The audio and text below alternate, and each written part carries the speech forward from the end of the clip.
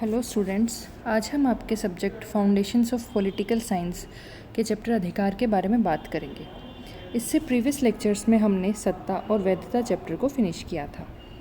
अब हम देखते हैं कि अधिकार का विभिन्न मीनिंग्स क्या हैं और उसकी जो वेरियस थ्योरीज़ हैं यानी विभिन्न सिद्धांत जो दिए गए हैं वो क्या हैं। तो अधिकार जो है वो हमारे सामाजिक जीवन की अनिवार्य आवश्यकताएं हैं, जिनके बिना न तो व्यक्ति अपने व्यक्तित्व का विकास कर पाता है, न ही समाज के लिए उपयोगी कार्य कर सकता है। वस्तुतः अधिकारों के बिना मानव समाज के अस्तित्व की कल्पना ही नहीं की जा सकती।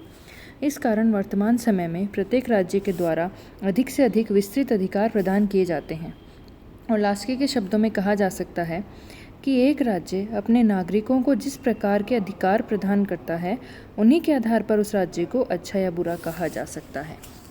यानी जितने ज़्यादा वो अधिकार प्रदान करेगा, जितने लिबरल तरीके से वो अधिकार देगा, उतना ही वो राज्य अच्छा होगा।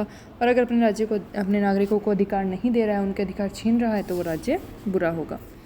अधिकार वे सामाजिक परिस्थितियाँ तथा अवसर हैं जो मनुष्य के व्यक्तित्व के उच्चतम विकास के लिए आवश्यक हैं। यानी अधिकार वो अवसर है या फिर ऐसी परिस्थितियाँ हैं जो मानव के उच्चतम विकास के लिए आवश्यक हैं। अधिकार उन सुविधाओं को कहते हैं जिनका उपयोग कर मनुष्य अपने जीवन को सुखी व सार्थक बना सकते हैं। किसी समाज की उन्नति का मापदंड उस समाज द्वारा स्वीकृत अधिकारों को समझा जाता है। जिस समाज में नागरिकों के जितने अधिक अधिकार स्वीकार किए जाते हैं, वह समाज उतना ही अधिक उन्नतशील माना जाता है। यानी कि मतलब अधिकार है वो सुविधाएं हैं जिनसे व्यक्ति अपने जीवन के उच्चतम विकास तक पहुंचता है, और ये राज्य के द्वारा व्यक्ति को प्रदान किए जाते हैं। यानी राज्य के विरुद्ध एक तरह से हैं कि भाई राज्य, जैसे हम कहते हैं इंडिया में देखा जाए तो फंडामेंटल राइट्स दिए हुए हैं चैप्टर 3 में। तो फंडामेंटल राइट्स का क्या मतलब है कि राज्य के विरुद्ध नागरिकों को अधिकार दिए गए हैं कि राज्य व्यक्तियों की जो जीवन का अधिकार है वो नहीं छीन सकता, स्वतंत्रता का अधिकार है, समानता का अधिकार है वो नहीं छीन सकता। तो ये वो सुविधाएं हैं जिनसे मानव है वो अपना उच्चतम विकास करता है। व्यक्ति के अधिकार वे दावे होते हैं जिनको समाज द्वारा मान्यता प्राप्त होती है और जिन्हें राज्य संरक्षण प्रदान करता है। अब जैसे राज्य द्वारा ही इंडिया में व्यक्तियों को फंडामेंटल राइट्स राज्य ने दिए हैं, तो राज्य ही उनको संरक्षण प्रदान करेगा। कैसे संरक्षण प्रदान करता है? जैसे हम एग्जाम्पल लें कि अगर हमारे मूल अधिकारों का हनन होता है तो कॉन्स्टिट्यूशन में ये प्रोविज़न दिया गया है कि व्यक्ति सीधा उच्चतम न्यायालय को अप्रोच कर सकता है। मतलब ये है कि उसको जिला न्यायालय या फिर सेशन न्यायालय या फिर जो हाई कोर्ट है राज्य का, ज़रूरी नहीं है वहाँ जाए, वो सीधा सुप्रीम कोर्ट भी जा सकता है अगर उसके अधिकारों का हनन होता है। तो ये कितना इम्पोर्टेंट चैप्टर है मनुष्य के जीवन का कि उसके लिए उसको सीधा उच्चतम न्यायालय जाने की छूट दी गई है। यानी संरक्षण दिया गया है कि किसी व्यक्ति के अधिकारों का अगर हनन हो रहा है तो राज्य द्वारा उनको प्रोटेक्शन प्रदान की गई है। समाज की स्वीकृति की इसलिए आवश्यक है क्योंकि अधिकारों का जो पर्यावरण है वो समाज है। भाई समाज में जो व्यक्ति रहते हैं, एक व्यक्ति को दूसरे के खिलाफ ही तो अधिकार चाहिए। अगर कोई व्यक्ति, एक वजह से कोई ग्रह है उस पर सिर्फ अकेला व्यक्ति है, उसको क्या अधिकार होंगे? अधिकार क्यों ज़रूरी होंगे? वो सिर्फ अकेला ही तो है। अगर उसके आसपास और व्यक्ति हैं तो उसको अधिकारों की आवश्यकता पड़ती है, क्योंकि जैसे एक व्यक्ति है वो दूसरे को जो अधिकार देता है वो दूसरा व्यक्ति भी एक्सपेक्ट करता है कि मुझे भी अधिकार दिए जाएँ। अब जैसे कोई अधिकार नहीं दिए हुए तो हो सकता है ये व्यक्ति इसका जीवन छीनने की कोशिश करे, और अगर अधिकारों में लिख दिया गया है कि सबको जीवन का अधिकार है, समानता का अधिकार है, तो इन लोगों को आपस में इक्वल ट्रीट किया जाएगा और एक व्यक्ति दूसरे के जीवन को नहीं छीन सकता। तो व्यक्ति समाज की स्वीकृति क्यों ज़रूरी है? क्योंकि अधिकारों का जो पर्यावरण है, सराउंडिंग है, वो समाज है। राज्य संरक्षण इसलिए आवश्यक है क्योंकि राज्य अधिकारों को औचित्य व परिसीमन प्रदान करता है। भाई राज्य डिसाइड करता है कि कौन से अधिकार होंगे, उनकी क्या लिमिटेशंस होंगी। अब ये थोड़ी है कि अधिकारों के नाम पर कोई व्यक्ति बहुत ज़्यादा उद्दंड काम करने लग जाए। जैसे अगर धर्म का अधिकार दिया हुआ है, हमारे आर्टिकल 26 में है कि व्यक्ति अपना धर्म मानने की स्वतंत्रता है, पूजा पाठ करने की स्वतंत्रता है, प्रचार प्रसार करने की स्वतंत्रता है। तो अगर धर्म के नाम पर मान लो कोई व्यक्तियों की हत्या करने लग जाए या कोड़े बरसाने लग जाए या फिर धर्म के नाम पर मतलब कुछ गलत काम करने लग जाए जो समाज के लिए हानिकारक हो, ये कह कर के भी हमें तो धर्म का अधिकार दिया हुआ, हमारे धर्म के प्रचार का अधिकार दिया हुआ, ये हमारे प्रचार करने का तरीका है। अगर ऐसा करने लग जाए तो फिर वो अधिकार उनसे लिमिटेशन में दिए जाते हैं। तो इसीलिए अधिकारों का जो लिमिटेशन है कि भाई एक व्यक्ति का अधिकार दूसरे की सीमा ना बन जाए, तो इसलिए अधिकारों पर लिमिटेशन की भी ज़रूरत है और अधिकारों को औचित्य प्रदान करने के लिए। अब मैं सिर्फ उन्हीं अधिकारों की बात कर सकती हूँ कि भाई मेरे पास वो अधिकार हैं जो राज्य ने मुझे दिए हैं। फॉर एग्जांपल राज्य ने कोई एक ऐसा अधिकार है जो दिया ही नहीं, मैं उसकी बात करूँगी तो क्या उसका कोई औचित्य होगा? नहीं होगा। वो मेरे अधिकार कोई सुनेगा भी नहीं, क्योंकि वो राज्य ने दिए ही नहीं। तो राज्य ने जो अधिकार दिए हैं व्यक्ति उन्हीं को लेकर उच्चतम न्यायालय में जा सकते हैं, उन्हीं के बारे में अपने आप को प्रोटेक्ट कर सकते हैं, उन्हीं के बारे में बात कर सकते हैं। अब राज्य ने कोई अधिकार दिया ही नहीं तो व्यक्ति उसके बारे में बात नहीं कर सकते। अपनी आत्मोन्नति के लिए मनुष्य को एक विशेष वातावरण की आवश्यकता होती है। भाई हर आदमी को अगर उन्नति करनी है तो उसको अच्छा इन्वायरमेंट चाहिए, ऐसा इन्वायरमेंट चाहिए जिसमें उसके कोई प्राण ना छीने या फिर उसको कोई अहित ना करे, उसको शांति बनाए रखे। ऐसे वातावरण को उत्पन्न करना और उसको बनाए रखना समाज और राज्य का कर्तव्य है। अनुकूल परिस्थितियों के अभाव में व्यक्ति का पूर्ण विकास नहीं हो पाता। जीवन की इन्हीं परिस्थितियों को अधिकार कहा जाता है, यानी अनुकूल परिस्थितियाँ होनी चाहिए। और अनुकूल परिस्थितियाँ क्या है? अधिकार है। अगर व्यक्ति को अधिकार दे दिए तो राज्य उसके लिए अनुकूल परिस्थितियाँ प्रदान कर रहा है। प्रत्येक मनुष्य में कुछ अंतर्निहित शक्तियाँ होती हैं। इन शक्तियों के विकास हेतु वह समाज के सामने कुछ मांगे रखता है। ये मांगे अनेक प्रकार की हो सकती हैं, कुछ नैतिक या सार्वजनिक कल्याण के हित में, तो अन्य अनैतिक और पूर्णतः स्वार्थपूर्ण भी होती हैं। समाज जो है वो पहले प्रकार की मांगों को तो स्वीकार कर लेता है और दूसरे प्रकार की मांगों को अस्वीकार कर देता है। जो मांगें समाज द्वारा स्वीकार कर ली जाती हैं उन्हें अधिकार कहा जाता है। जैसे अगर कोई व्यक्ति ये मांग रहा है कि मुझे जीवन का अधिकार चाहिए, तो ये बात बिल्कुल सच है, राज्य इसको स्वीकार कर चुका है, तभी हमें जीवन का अधिकार दिया हुआ है। या फिर स्वतंत्रता का अधिकार दिया हुआ है। स्वतंत्रता के अधिकार में हर व्यक्ति अपना कारोबार कर सकता है, घूमने फिरने की आज़ादी होती है, शांतिपूर्ण सम्मेलन की आज़ादी होती है। अब व्यक्ति ने डिमांड किया कि मुझे शांतिपूर्ण सम्मेलन की आज़ादी चाहिए, अधिकार चाहिए, तो राज्य ने उसको दे दिया। अब कोई व्यक्ति राज्य के पास ये कहकर जाता है कि मुझे हिंसात्मक आंदोलन करने की आज़ादी चाहिए या फिर अधिकार चाहिए कि मैं जब चाहूँ तब, जैसे राज्य मेरी कोई बात नहीं मान रहा है तो मैं हिंसा कर सकूँ, क्रांति कर सकूँ, मुझे ऐसा अधिकार चाहिए। तो क्या राज्य उसको ये अधिकार देगा? नहीं देगा, क्योंकि उस हिंसा से दूसरे व्यक्तियों का या फिर समाज का अहित होगा। तो यही मैंने कहा कि जो जायज़ मांगे होती हैं वो मान लेता है राज्य, और जो गलत मांगे होती हैं उनको अस्वीकार कर देता है। तो जायज़ मांगे को अगर मान लिया तो वे व्यक्ति के अधिकार बन गए। अब दार्शनिकों की कुछ परिभाषाएं देख लेते हैं। जैसे वाइल्ड एक थिंकर हैं, उन्होंने कहा अधिकार कुछ विशेष कार्यों को करने के लिए स्वतंत्रता की युक्ति संगत मांग है। भाई कुछ कार्यों को करने की मांग है, जैसे मैंने भी बताया कि शांतिपूर्ण सम्मेलन की मांग है। तो अगर आप अपने आर्टिकल 21 में या 20 में, आर्टिकल 19 में देखोगे तो इसी प्रकार की स्वतंत्रताएं दी गई हैं। अधिकार का जो आप चैप्टर मूल अधिकार आप एक बार देखना और उसमें जो अपने को अधिकार दिए गए उनकी स्टडी करना, तो वो सारी क्या है, आपको ये प्रतीत होगा कि कुछ कार्यों को करने की स्वतंत्रता की मांग है। जैसे अगर आर्टिकल 19 में देखें तो उसमें स्वतंत्रता की मांगों में अपना कारोबार करने की स्वतंत्रता, कहीं पर बसने की स्वतंत्रता, और जैसे शांतिपूर्ण सम्मेलनों में भाग लेने की, भाषण की स्वतंत्रता, तो ये सब स्वतंत्रताएं दी गई हैं, यानी ये सब अधिकार दिए गए हैं कि कोई आदमी भाषण दे सकता है, शांतिपूर्ण सम्मेलन बिना हथियारों के सम्मेलन आयोजित कर सकता है, कोई अपना जो चाहे वो कारोबार कर सकता है, जहाँ चाहे वहाँ बस सकता है भारत में। तो ये सब क्या है, कुछ मांगें मानी गई हैं और उन मांगों को स्वीकार किया गया है। तो ये कुछ कार्यों को करने की स्वतंत्रता दी गई है, यही अधिकार है। हर अगर आप चैप्टर को अपने दैनिक जीवन से जोड़कर देखेंगे, जैसे फ़िलहाल मैं अधिकार चैप्टर की बात कर रही हूँ, तो इसके लिए आपके माइंड में एटलीस्ट ये पता होना चाहिए कि हमारे इंडिया में कौन कौन से मूल अधिकार हमें दिए गए हैं। उससे हर चीज़ को समझने की आसानी होती है और हमें पता चलता है कि भाई कौन कौन से अधिकार हमारे जीवन के लिए आवश्यक हैं, जो राज्य ने हमें दिए हैं और जिनके लिए हम उच्चतम न्यायालय तक जा सकते हैं। लास्की ने क्या कहा? अधिकार सामाजिक जीवन की वे परिस्थितियां हैं जिनके बिना सामान्यतः कोई व्यक्ति अपना पूर्ण विकास नहीं कर सकता। भाई अगर एक व्यक्ति को अपना पूर्ण विकास करना है तो उसे भाषण की स्वतंत्रता भी होनी चाहिए, ताकि वो अपने व्यक्तित्व को निखार सके, सम्मेलन करने की, अपने धर्म की, और जैसे आर्टिकल 17 में दिया गया है कि छुआछूत नहीं होगी। तो ये सब क्या है? अब जैसे छुआछूत को बंद करना, ठीक है, छुआछूत पर बैन लगा दिया गया, ये मूल अधिकारों में जोड़ा गया कि भाई आप छुआछूत का प्रयोग या फिर उपयोग छुआछूत का नहीं होगा, और जो ऐसा करेगा वो दंडनीय अपराध होगा।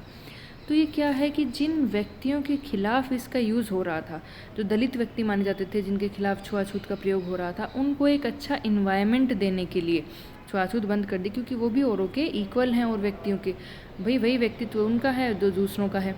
तो उनको अच्छा इन्वायरमेंट नहीं मिल रहा था, उनको गांव के बाहर रखा जाता था, उनके साथ छुआछूत की प्रैक्टिस की जाती थी, भाई उनके छुए हुए गिलास से पानी नहीं पिया जाता था, उनको जैसे अगर अपन प्राचीन कहानियाँ सुने तो कुओं से पानी नहीं पीने दिया जाता था, उनको गांव में नहीं रहने दिया जाता था, व्यापार नहीं करने दिया जाता था।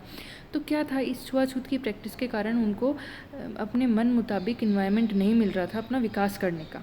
तो यही अलास्की ने कहा है, क्या कहा उन्होंने, कि वो परिस्थितियां हैं अधिकार, जिनके बिना कोई व्यक्ति अपना पूर्ण विकास नहीं कर सकता। तो यही बात है कि अधिकार हैं वो मानव जीवन की वो परिस्थितियां हैं, वो सिचुएशंस हैं जिनके बिना कोई अपना विकास नहीं कर सकता, जो विकास के लिए ज़रूरी हैं, जो मैंने अभी एक छुआछूत के एग्जाम्पल से आपको समझाया।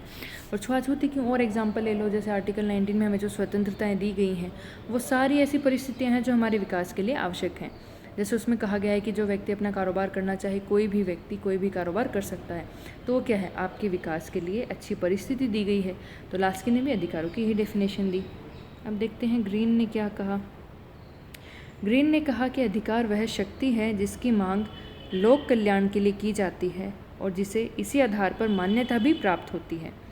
भाई अधिकार क्या है, इन्होंने क्या कहा कि लोक कल्याण के लिए अधिकारों की मांग की जाती है और लोक कल्याण के कारण ही उनको राज्य द्वारा मान्यता भी प्राप्त होती है। अभी राज्य है वो अस्तित्व में क्यों आता है? राज्य किससे मिलकर बना है? व्यक्तियों से। भाई व्यक्तियों ने ही तो राज्य को बनाया है। तो राज्य का अंतिम जो लक्ष्य है वो क्या होना चाहिए? व्यक्तियों का कल्याण। और व्यक्तियों के कल्याण के लिए राज्य का जन्म हुआ और उसी के लिए राज्य बना हुआ है। हमने जैसे लोक कल्याणकारी राज्य चैप्टर पढ़ा था, उसमें भी हमने राज्य के कार्यों को डिटेल में देखा था। तो उसमें मोस्टली ऐसे कार्य हैं कि भाई व्यक्तियों का जिससे कल्याण हो। तो ऐसे जो अधिकार हैं, इस ग्रीन ने कहा कि भाई ऐसा शक्तियाँ जिनको लोक कल्याण के लिए लोग डिमांड करते हैं और राज्य द्वारा उनको मान्यता भी प्रदान कर दी जाती है। अब अधिकारों के लिए दो चीज़ रिक्वायर्ड है, एक तो लोक कल्याण के लिए उनकी मांग होनी चाहिए, दूसरा उनको मान्यता प्राप्त भी होनी चाहिए राज्य से, ताकि उनका औचित्य है वो साबित हो कि भाई हाँ वो औचित्यपूर्ण है। जैसे मैंने एग्जांपल दिया था कि कोई हिंसक आंदोलन करने के अधिकार की मांग करता है तो क्या राज्य देगा? नहीं देगा, क्योंकि वो समाज के हित में नहीं है, दूसरे लोगों के हित में नहीं है। तो जिनको मान्यता प्राप्त होगी राज्य से वही अधिकार कहलाएंगे। तो यही ग्रीन ने कहा। अब देखते हैं बारकर ने क्या कहा। 2-3 थिंकर्स की डेफिनेशन आपको भी इसमें याद होनी चाहिए। बारकर ने कहा कि अधिकार वे बाहरी परिस्थितियां हैं जो व्यक्तित्व के अधिकतम विकास के लिए आवश्यक हैं और जिनकी उपलब्धि राज्य द्वारा संरक्षित होती है। ये भी सिंपल सी वही बात है कि भाई ऐसी परिस्थितियां जो व्यक्ति के मैक्सिमम डेवलपमेंट, भाई जितने ज़्यादा अधिकार होंगे उतना उसको इन्वायरमेंट मिलेगा अपने विकास के लिए, और जो राज्य के द्वारा संरक्षित होती हैं। यहाँ संरक्षित का मतलब मैंने समझा चुकी हूँ कि राज्य उनको प्रोटेक्ट करता है। कैसे करता है? जैसे अपने अगर इंडिया की बात करें तो अपने कॉन्स्टिट्यूशन में ये लिखा गया है कि व्यक्तियों के मूल अधिकारों का अगर हनन होता है तो सीधा वो उच्चतम न्यायालय में जा सकता है। अगर राज्य द्वारा या फिर किसी दूसरे व्यक्ति द्वारा एक व्यक्ति के अधिकारों का हनन हो रहा है, मूल अधिकारों का हनन हो रहा है तो ठीक है। जैसे छुआछूत बंद कर दी गई, लेकिन मान लो कोई गांव में छुआछूत किसी आदमी के खिलाफ हो रही है तो वो आदमी सीधा उच्चतम न्यायालय में जा सकता है कि भाई ये मूल अधिकारों में है कि मेरे खिलाफ छुआछूत नहीं होनी चाहिए, फिर भी हो रही है। तो ये क्या है, उसके अधिकारों को प्रोटेक्शन दी हुई है, संरक्षण दिया हुआ है कॉन्स्टिट्यूशन के द्वारा या फिर किसी स्टेट के द्वारा, और संरक्षण किसी भी प्रकार से हो सकता है। तो राज्य द्वारा मान्यता प्राप्त हो, राज्य द्वारा संरक्षित हों और व्यक्ति के अधिकतम विकास के लिए ज़रूरी हों, क्योंकि अधिकारों के बिना व्यक्ति का अधिकतम विकास नहीं होगा। जैसे हम एक बात करें, एक राज्य है, इस राज्य में व्यक्ति को स्वतंत्रता है का अधिकार है, समानता का अधिकार है, अपने धर्म को मानने का अधिकार है और छुआछूत ना करने का भी अधिकार है कि नहीं होनी चाहिए छुआछूत, और अपना जीवन जीने का अधिकार है, स्वच्छ वातावरण का अधिकार है, अच्छा पानी पीने का अधिकार है, और भाई शिक्षा का अधिकार है, उसको शिक्षा का अधिकार है। एक तो ऐसा राज्य है जिसमें व्यक्ति को ये सारे अधिकार हैं, ठीक है। एक दूसरा राज्य है जिसमें व्यक्ति को ना तो अपनी मर्ज़ी से अपने कपड़े पहनने का अधिकार है, और उस राज्य का एक विशेष धर्म है, जैसे फॉर एग्ज़ाम्पल मुस्लिम धर्म है उस राज्य का, तो जो व्यक्ति मुस्लिम धर्म के हैं उन्हीं को मान्यता प्राप्त है ढंग से, और धर्म का उसमें अधिकार नहीं दिया हुआ, ना उसमें कोई जीवन का अधिकार है, ना शिक्षा का अधिकार है। जो काबिल हैं वो शिक्षा ले रहे हैं, जो नहीं ले रहे हैं वो ना लो जाए। लेकिन राज्य ने जब शिक्षा का अधिकार दिया इस राज्य ने, तो इसने क्या किया कि जैसे फंडामेंटल राइट्स के साथ इन्होंने ये चलो बाद में कवर करेंगे। तो मान लो एक राज्य है जिसने सारे अधिकार दिए हुए हैं एक व्यक्ति को, और दूसरा राज्य है जिसने ऐसा कोई अधिकार नहीं दिया। वहाँ पे कोई विशेष धर्म को मानना पड़ता है, एक विशेष प्रकार के कपड़े पहनने पड़ते हैं, आप अपनी मर्ज़ी से अपना धर्म भी नहीं मान सकते, अपना जीवन जीने का कोई अधिकार नहीं है, आपको शांतिपूर्ण सम्मेलन करने का अधिकार नहीं है, आपको भाषण देने का अधिकार नहीं है, आपके खिलाफ छुआछूत भी हो सकती है, ऐसा भी कोई प्रोविज़न नहीं है। तो व्यक्ति का डेवलपमेंट कौन से राज्य में अच्छा होगा, एक व्यक्ति का विकास इन दोनों में से किस राज्य में अच्छा होगा? ऑफ कोर्स उस राज्य में अच्छा होगा जिसमें इतनी सारी उसको स्वतंत्रताएं या अधिकार मिले हुए हैं। इस राज्य में व्यक्ति का जीवन है वो एक निश्चित रूप से बंधा हुआ है, कुंठित है, और उसका उतना विकास नहीं हो सकता जितना इस राज्य में होगा। तो बस अधिकारों का आपको ये याद रखना है कि ऐसी परिस्थितियाँ जो व्यक्ति के अधिकतम विकास के लिए आवश्यक हैं और जिनको राज्य द्वारा मान्यता प्राप्त होती है और राज्य के द्वारा संरक्षित होते हैं। जो उपयुक्त मैंने परिभाषाएं दी हैं वो अधिकार की सामाजिक उपयोगिता पर प्रकाश डालती हैं। व्यक्ति समाज का सदस्य है और समाज व्यक्ति के अधिकारों की आवश्यकता बतलाता है, किंतु जब तक अधिकार को राज्य द्वारा मान्यता न मिल जाए तब तक उन्हें हम अत्यधिक सामाजिक उपयोगिता के बाद भी अधिकार नहीं कह सकते। अतः अधिकारों का संबंध व्यक्ति, समाज और राज्य तीनों से ही होता है। भाई व्यक्ति के लिए तो ज़रूरी है, व्यक्ति को ही अधिकार दिए जा रहे हैं, समाज में उनकी स्वीकृति आवश्यक है, क्योंकि एक मैंने बताया एक अकेला व्यक्ति है, उसको अधिकारों की ज़रूरत क्या है, उसके आसपास समाज है, दूसरे व्यक्ति हैं, तभी तो उसको अधिकार चाहिए, उस समाज से स्वीकृति प्राप्त होनी चाहिए। और राज्य क्यों ज़रूरी है कि राज्य से जो मान्यता प्राप्त होते हैं और राज्य से जो संरक्षित होते हैं वही अधिकार कहलाते हैं। अब देखते हैं कि अधिकारों के तत्व या लक्षण। पहला, अधिकार सामाजिक हित में एक स्वार्थ रहित मांग है। भाई स्वार्थी जो मांग होगी उसको अधिकार नहीं बोला जाएगा, सामाजिक हित में होगी। ऐसे अधिकार होंगे जो दूसरे समाज के व्यक्तियों को, जो समाज के जो दूसरे व्यक्ति हैं उनको हानि ना पहुंचाएं, और सब जिससे व्यक्तियों का सबका हित हो, लोक कल्याण हो। दूसरा, अधिकार समाज की सृष्टि है। अधिकार समाज में ही संभव है, समाज के सदस्यों के रूप में ही हमें अधिकार मिलते हैं।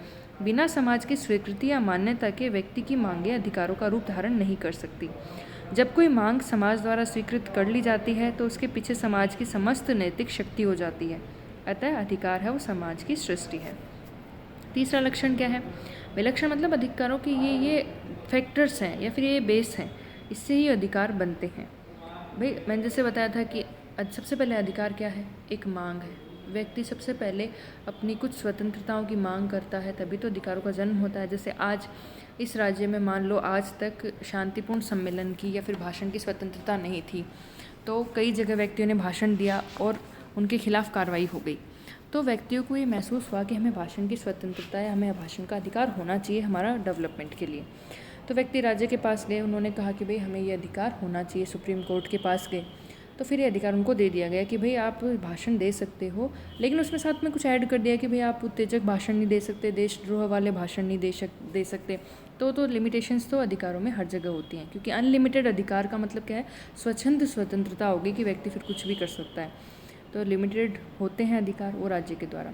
तो सबसे पहला लक्षण क्या है? कि अधिकार व्यक्तियों की मांग है। तो जैसे मैंने एक एग्जाम्पल दिया अभी, तो व्यक्तियों ने मांग की, राज्य ने उनको दे दिए, ठीक है। और समाज की स्वीकृति हो गई कि भाई हाँ, समाज व्यक्ति गए राज्य के पास तो उसके पीछे क्या थी? समाज की नैतिक स्वीकृति थी कि हाँ भाई ये डिमांड सही है, हमें मिलना चाहिए। तो ये 3 लक्षण मैंने अभी तक बताए हैं कि सबसे पहले व्यक्तियों की स्वार्थ रहित मांग होती है। दूसरा समाज की सृष्टि है, क्योंकि समाज के बिना व्यक्ति को अकेले को अधिकार की ज़रूरत ही क्या है।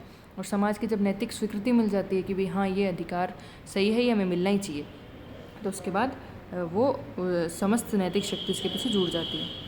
तीसरा मैंने बताया कि राज्य का संरक्षण। अधिकारों का आवश्यक लक्षण क्या है? कि राज्य उनका संरक्षक होता है। इस स्थिति में राज्य का ये उत्तरदायित्व हो जाता है कि वह देखे कि सब व्यक्ति समान अधिकारों का उपभोग करते हैं तथा कोई व्यक्ति उनका दुरुपयोग तो नहीं करता। जब तक किसी अधिकार को राज्य का संरक्षण प्राप्त नहीं होता तब तक उसे अधिकार नहीं कहा जा सकता। चौथा लक्षण क्या है? सर्वव्यापकता। अधिकार है वो सार्वभौमिक होते हैं, अर्थात बिना किसी भेदभाव के अधिकार राज्य के सभी नागरिकों को प्राप्त होते हैं। अब ये तो है नहीं मूल अधिकार 4 लोगों को दे दिए, 5वें को नहीं दिए। तो अधिकार है वो सर्वव्यापी होते हैं, यानी समाज के सभी नागरिकों पर इक्वल रूप से लागू होते हैं। 5वां लक्षण क्या है? कल्याणकारी स्वरूप। अब अधिकारों का स्वरूप कल्याणकारी होता है। अधिकारों का संबंध अनिवार्यतः मानव के व्यक्तित्व के विकास से होता है। अधिकारों को इसलिए मान्यता प्राप्त होती है कि वे मानव की उन्नति में सहायक होते हैं। व्यक्ति को कोई ऐसे अधिकार नहीं मिल सकते जो उसके व्यक्तित्व के विकास में बाधक हों। एक और लक्षण है, अधिकार कर्तव्यों से संबंधित हैं। अधिकार कर्तव्यों पर आश्रित होते हैं। अधिकारों का महत्व कर्तव्यों की दुनिया में ही होता है। अधिकार में कर्तव्य निहित हैं। एक के बिना दूसरे का अस्तित्व संभव नहीं है। प्रोफेसर लास्की ने ठीक ही लिखा है कि मेरे अधिकार में तुम्हारे कर्तव्य निहित हैं। भाई जैसे एक व्यक्ति को अधिकार दिया कि इस व्यक्ति के पास समानता का अधिकार है, तो दूसरे व्यक्ति का क्या कर्तव्य बन जाता है कि वो इस व्यक्ति को अपने समान समझे। एक के लिए अधिकार दूसरे का कर्तव्य है। अगर इस व्यक्ति को अधिकार दिया गया है कि इसको जीने की स्वतंत्रता है, तो दूसरे व्यक्ति का क्या कर्तव्य है कि इसका जीवन ना छीने। तो अधिकारों में ही कर्तव्य निहित है। जैसे व्यक्तियों को अधिकार दिया गया शिक्षा का, तो उनके माँ बाप का कर्तव्य बन जाता है कि वो अपने बच्चों को शिक्षा दिलवाएं। तो अधिकार और कर्तव्य घनिष्ठ रूप से संबंध है। एक व्यक्ति के अधिकार हैं वो दूसरे व्यक्ति के कर्तव्य हैं।